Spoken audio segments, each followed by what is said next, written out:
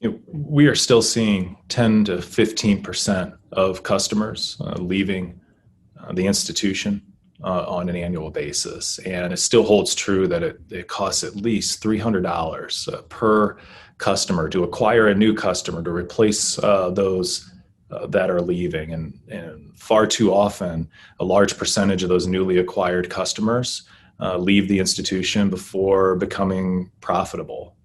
And so the segment attrition model helps financial institutions of all sizes proactively limit the impact of churn.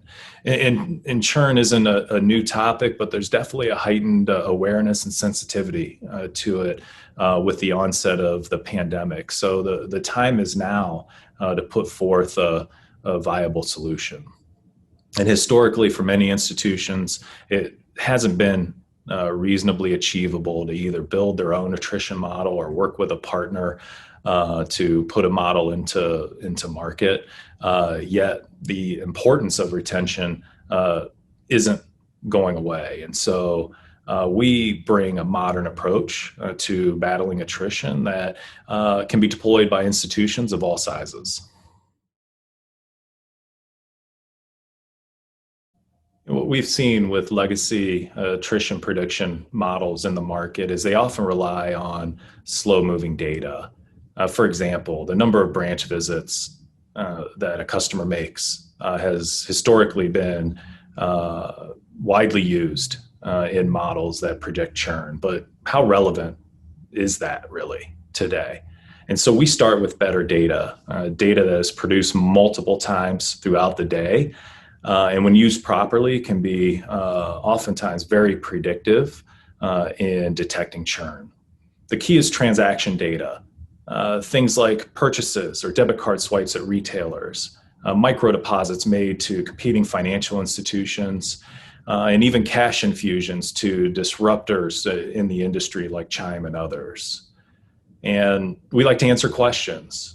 For example, if we see a recurring payment to T-Mobile come to an end on an account, is it predictive of churn? Is that customer going to leave the institution? Or can we quickly and easily see just a shift in spend within the same category to another competitor in their industry, like Verizon? And this is not a churn concern at all.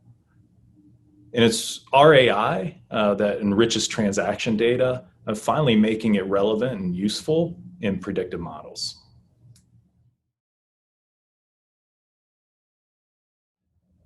We optimize and calibrate our predictions as data is being produced by the customers at the institution. And so on-demand access to at-risk customers is the new norm. And unfortunately and traditionally, we've seen it take 90 to 120 days for financial institutions to get in market with a model like this. And by then, the data is stale and it's just far too long to wait in modern banking. And so we've been able to make it easy. We integrate once, continuously flow data into the predictions, and this frees the resources at the institution to really focus on the business of banking and not another data exchange or integration project.